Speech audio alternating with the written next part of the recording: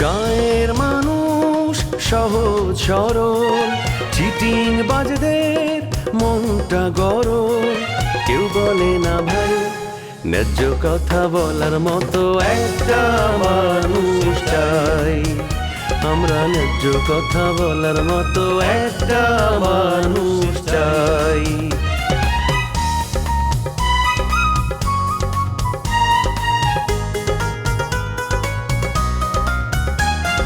সৎ মানুষের ভাঙ্গা বাড়ি, ধান্দা বাজরা নেয় যে কাড়ি।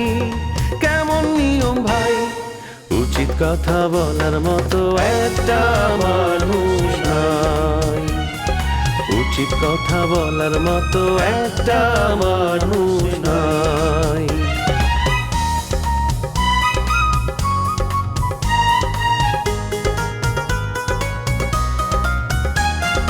চোরের মায়ের বড় গলা, মিথ্যা দিয়ে সত্য বলা।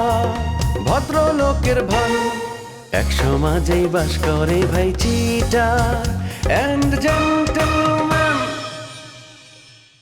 সাদ্দাম, তুমি অনেকক্ষণ ধরে আমার উত্তেজিত করানোর চেষ্টা করতেছো। বাবে এক কাপ কাঁচা ভাত পেপারা চা দাও তো। সে মুখে বলছে তোর নাকি যাবজ্জীবন জেল হয়ে গেছে। ও আসলে সন্ত্রাসের গুরু, আর এখন এই গুরু বাড়িতে বয়ে বয়ে বিলায়ের মতো হইয়া হইয়া কান্দে। তুমি খাওন দিলে খায়, না দিলে না খায়। বয়ে বয়ে বোর কামাই খাস, ল্যাংরাগিরি করস, ল্যাংরা হয়ে আডস, আবার আজে বাজে মন নামে কথা বলতে আসো।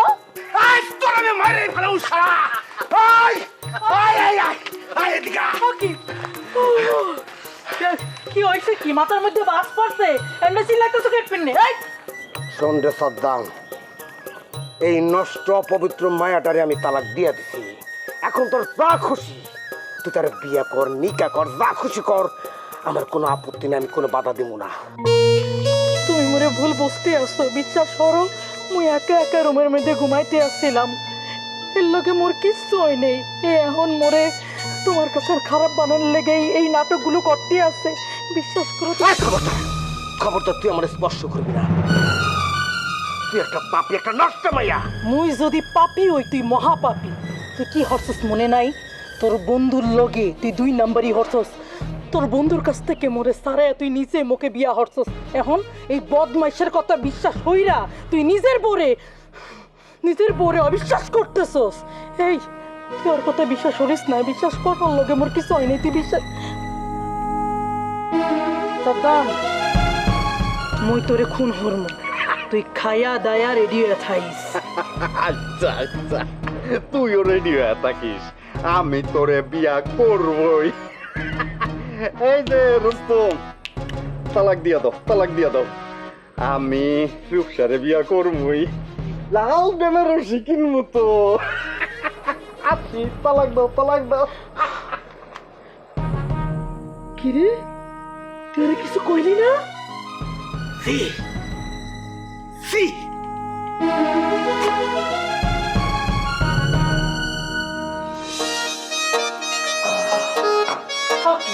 তুমি এখানে বইয়া রইছো?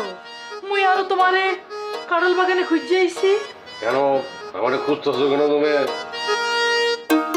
মুই একজনের খুন হরমু, তুমি কি মুখে সাহায্য হরবা? না না না, খুনাখুনিতে আমি নাই। বহু কষ্ট জামিন পাই আমি আমি বাড়ি আইছি। আর আমার সহযোগিতা একজন প্রতিবন্ধী মানুষকে খুন খারাপি করব, এটা আমি পারবো না, এটা আমি সহ্য করতে পারবো না, আমি নিতে পারবো না। আমি লাই। মুই কোনো প্রতিবন্ধী লোকের খুন করার কথা বলতেই আসি না। তাহলে কার কথা কইতেছ? সাদ্দাম, সাদ্দাম মোর ইজ্জতে কলঙ্ক দিতে চাইছিলে। যখন সাহস পাইলে না, তখন সে একটা অভিনয় হচ্ছে। সে রোস্তমকে বোঝাইছে তার লগে মোর গভীর সম্পর্ক। এখন রোস্তম মোকে তালাক দিতে চাইতে আছে। সেই লোকরে তুমি ছেড়ে দিতে পারি না। পারি? মুই তাকে খুন হরব, আর তুমি মোকে সাহায্য হরবা। সব কাজে তুমি আমারে কেন ডাকো? আমি তোমার সাথে নাই। ওকে, শেষ পর্যন্ত তুমি মোর লগে বেইমানি করতে চাইতে আছো? কিছু করার নাই, কিছু করার না। আমার হাত পা বান্ধা। আমি 1 বছর অন্ধকার জেলের মধ্যে ছিলাম। জেল জীবন যে কি কষ্টের এটা আমি বুঝছি তিলে তিলে কইরা। সুতরাং নতুন করে আমি আর খুন খারাপি করতে পারবো না। I am sorry. মুই শুনছি রুস্তম বিচার বহাইব, সেই বিচারে সে মুখে দোষী সাব্যস্ত হইরা সাদ্দামের লোকে বিয়া দেওয়ার চেষ্টা করব। মুই এতটুকুই চাই, সেই বিচারে তুমি মোর লোক একটু থাইকো। আমি থাকলে কি হইব? তোমার সংসার কি বাইসে যাবো নাকি? সংসার টিকুক বা না টিকুক, হিগেলে মুই চিন্তা করতে আসি না, হিগেলে মোর কোনো দুঃখও নাই। তুমি মোর পাশে থাকবা, সেটাই মুই চাই। ঠিক আছে, আমি বিচারে যাবো, তবে আগে না। আমি যদি থাকি বিচারের মধ্যে, ওরা কিছুই কইব না, ওদের আসল উদ্দেশ্য আমি বুঝতে পারবো না, ওদের মোটিভ বুঝা আমি বিচারে হাজির হব। তুমি যাও এখন।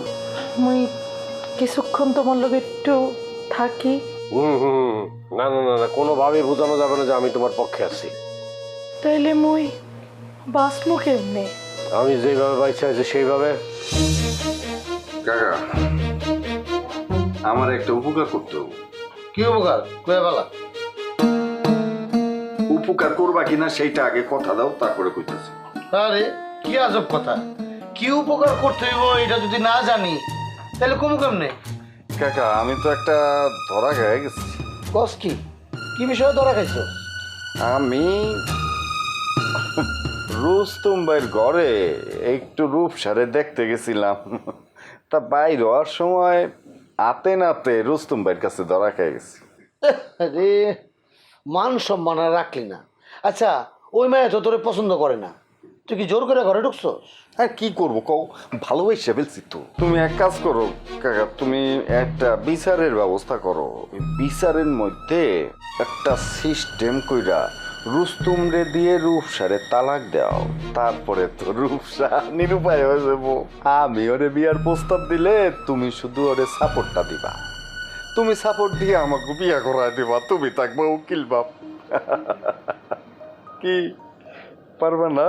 হাহ, যেভাবে কইলি মনে হয় যে এখন পানির মতো সহজ কাজ। হ্যাঁ শোন, এত বড় কঠিন কাজ আমি করতে পারবো না রে, তুই জাগা। কঠিন কাজ কেমনে সহজ করতে হয় সেটা তো আমার জানা আছে। আমি সেই ওষুধ আনছি সাথে কইরা। বসো। না না, এই বাবা, তোর জন্য আমার ইমান নষ্ট হয়ে যাবে, এটা আমি পারবো না। কি কইলা তুমি এটা? ইমান তোমার ভালো ছিল কবে? তোমার তো বরাবরই খারাপ। আমার লাগে নয় আর একটু খারাপ হইলো, এই তো হেরছে, তো আর বেশি কিছু না। বুঝছি, নাসর বান্দা। কিন্তু শোন, 10 কিন্তু এটা হইব না, 20 লাগবো। শুনো, পুরা ব্যাপারটা তো খুশির। আজকে 10 দিয়ে গেলাম, বিয়ার পরে খুশি হয়ে আর 10 কেন, দরকার হলে আরো 20 দিব, সমস্যা নেই তো। তুমি কামটা খুলি করায় দাও। না না না, বাকি হইব না, বাকির কাম ফাঁকি হয়। তুই নগদ 10 দিয়া যা, বাকি 10 বিকাশে পাঠাই দিবি। টাকা পাঠাইলেই কাজ শুরু হয়ে যাবে।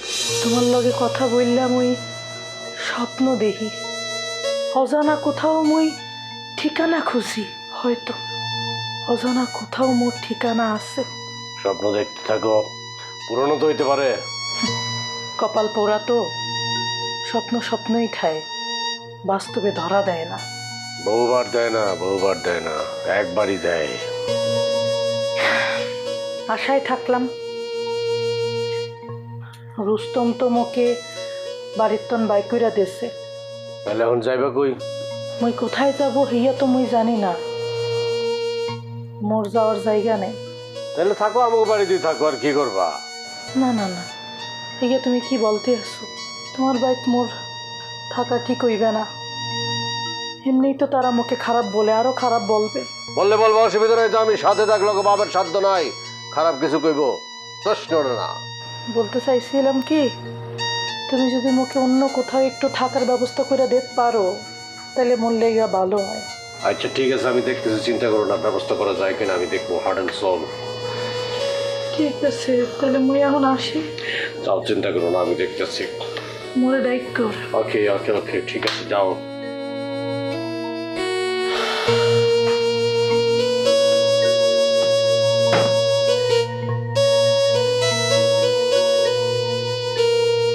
ভালো হইতেছে চাইও ভালো হইতে পারতেছি না, সমাজ সংসার প্রেমিকা কেউ আমার ভালো হইতে চায় না, খুন খারাপের দিকে টানে আমাকে। জানি না আমি ভালো হইতে পারবো কিনা।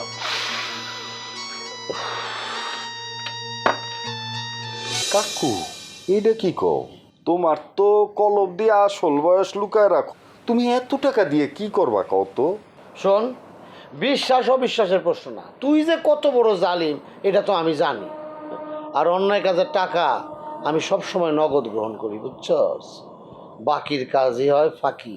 কাকা তোমার মতো লোক একটা দেশে থাকলে ওই দেশ ধ্বংস হইতে আর কিছু লাগে না। এক পাপি আরেক পাপিরে কয় তুই ভালো হয়ে যা, বাহ কি তামসা। হ্যাঁ, আমি পাপি? আচ্ছা মানলাম আমি পাপি, কিন্তু তোমার মতো না। টাকা পাইলে তুমি নিজের ঘরের মানুষের সাথেও বেইমানি করতে দ্বিধাবোধ করবা না। এইটা অবশ্য তুই খারাপ পোষ নাই।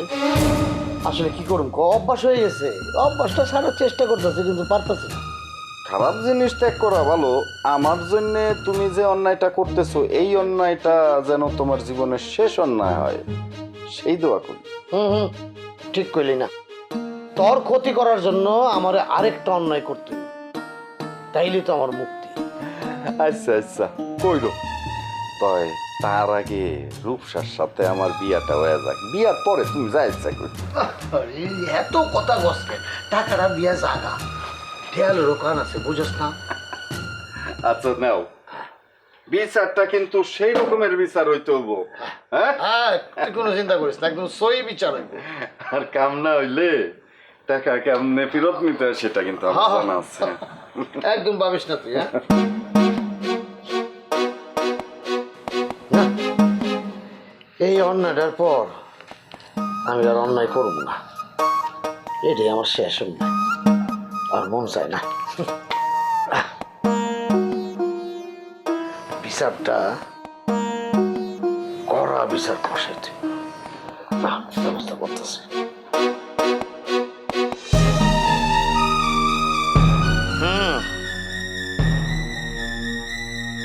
রুস্তম, তুমি এই ভরা মজলিসে তুমি কি কইতে চাও সেই আবেদন সকলের সামনে পেশ করো। চাচা, চাচা আমার বউডারে নিয়ে আমি এতদিন খুব ভালোই আসলাম, খুব সুন্দরভাবে সংসার করতেছিলাম। সংসারের মধ্যে কোনো রকম অশান্তি ছিল না চাচা। আমি মনে মনে ভাবতাম আমার বউ আমার অনেক ভালোবাসে, অনেক পছন্দ করে, কিন্তু এই অনেক ভালোবাসে অনেক পছন্দের মধ্যে এত যে অপছন্দ লুকায় ছিল আমি বুঝতে পারিনি চাচা। আরে এত ঘুরে পেঁচে কনের দরকার কি, যেটা কর সরাসরি কো। হ্যাঁ চাচা, চাচা কি খবর চাচা? কষ্টে মুখ ফাইটা যায়, এসব কথা বলতে লজ্জা লাগে। আমার অবসরে আমার বউ ওই সাবধানের লোকে মেলামেশা করে।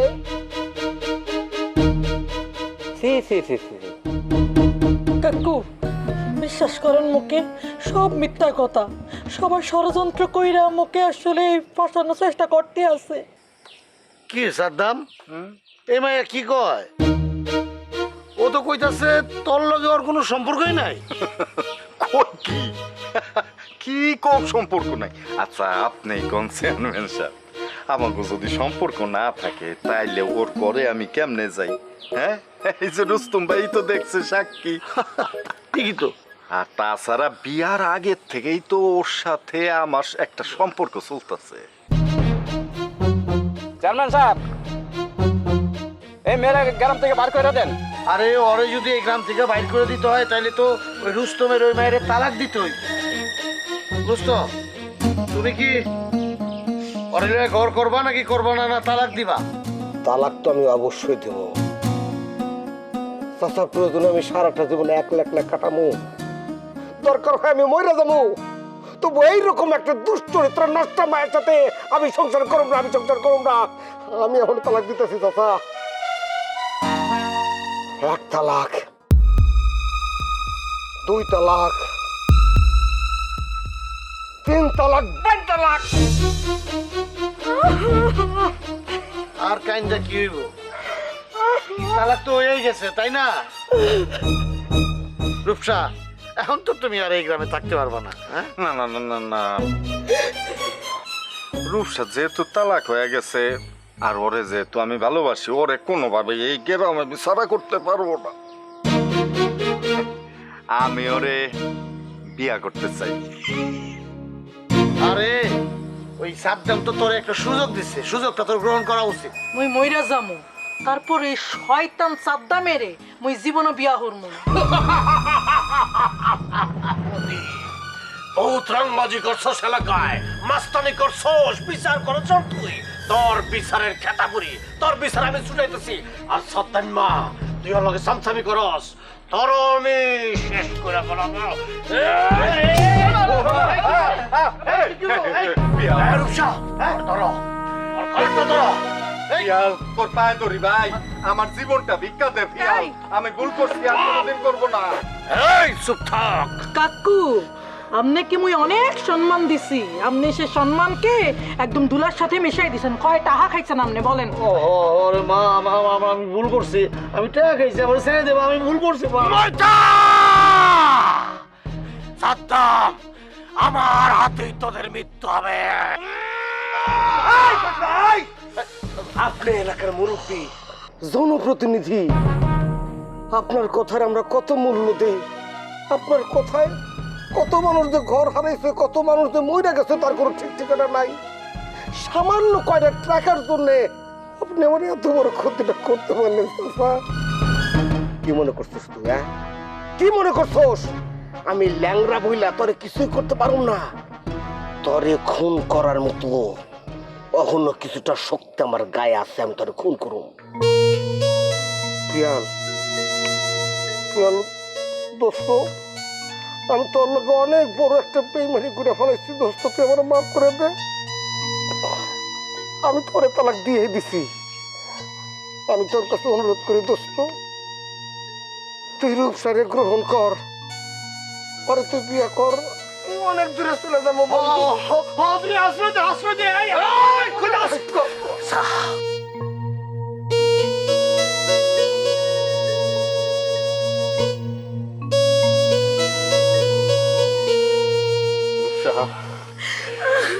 প্রকৃত প্রেম থাকলে দেখছো কেউ ঠেকাইতে পারে না মিলন। আমাদের মিলন হয়ে গেছে। ধন্যবাদ রুস্তম, বন্ধুর কাজ করছস।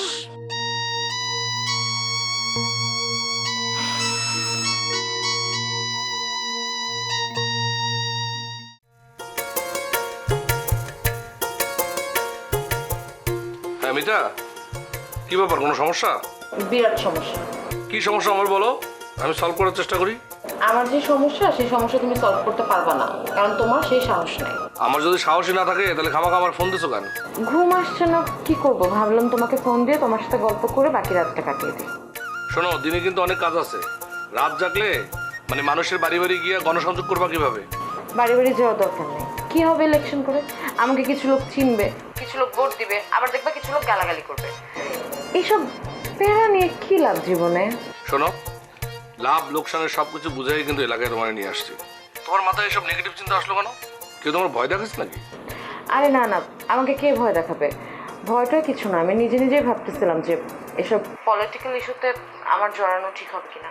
আব্বু তো মানাই করছিল, কিন্তু তোমার কথা আমি ফেলতে পারি নাই, তাই তো এলাম। আচ্ছা, অনুরোধে ঢেকে গেলার কোনো দরকার আছে? তুমি ইলেকশন করবো না, তোমার মন চাইতেছে না, তাহলে করো না। এখন আমি কি তোমার জোর করে ইলেকশন করাবো? সেই টাইপের ছেলে কিন্তু আমি না। তুমি তোমার সিদ্ধান্ত এখন একা একা নাও। আরও কিছুদিন দেখি না কি হয়। এখনো তো নমিনেশন পেপার সাবমিট করার দিন ধার্য করা হয় নাই। পরে যদি ভালো না লাগে বসে যাবো, সেই অপশন তো আছেই। মিতা, আমি ব্যক্তিগতভাবে একজন অসুখী মানুষ। এখন তোমার ইলেকশন করতে গিয়ে আমার অসুখটা আর বাড়াতে চাই না। তুমি কি কারণে অসুখী সেটা তুমিও জানো, আমিও জানি। দেখো লতা তোমার জীবনের অতীত, এই কথাটা যদি তুমি মনে করতে পারো তাহলে কিন্তু তোমার সব দুয়ার খোলা, আর আমি তো তোমার জন্য অপেক্ষা করে আছি। এতক্ষণ যে কথাবার্তা বলছো সবই ফাও কথা, আর তুমি ঘুরে ফিরে যে এই কথায় আসবা সেটা আমি খুব ভালো করে জানি। জানলে বসে আছো কেন?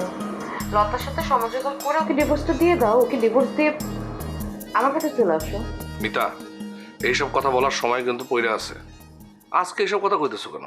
উপায় নেই, আমার একা একা ভালো লাগছে না। আমার এখন একজন সঙ্গী দরকার। সঙ্গী দরকার তাহলে একটা ভালো পাত্র থেকে বিয়ে করে ফেলাও। আমি তো আর তোমার কোনো বাধা দিতেছি না। দেখো বিয়ে যদি করতেই হয় আমি না তোমাকেই বিয়ে করব। তোমার জন্যই আমি গ্রামে আসছি। শোনো, বিয়ের আগে মেয়েরা খুবই অ্যাগ্রেসিভ থাকে, এবার বিয়ের পর আস্তে আস্তে করে আসল রূপ বেড়ে যায়। লতাও বিয়ের আগে এই ধরনের কথা বলছিল, বুঝছো? রাজা, তুমি খুব ভালো মতো জানো যে লতার মতো উগ্র স্বভাবের মেয়ে আমি না, আমি ঠান্ডা মেজাজের মেয়ে। তাই তোমার আমার বিয়ে হলে অশান্তি জীবনেও হবে না। মিতা প্লিজ এখন ঘুমায় পড়ো, এসব কথা পরে বলবো না, কালকে অনেক কাজ আছে। আসলে ঘুমিয়ে পড়তে হবে, বাট তোমার সাথে কথা বলতে বলতে এখন অনেকটাই ফ্রেশ লাগছে। Good night. Good night.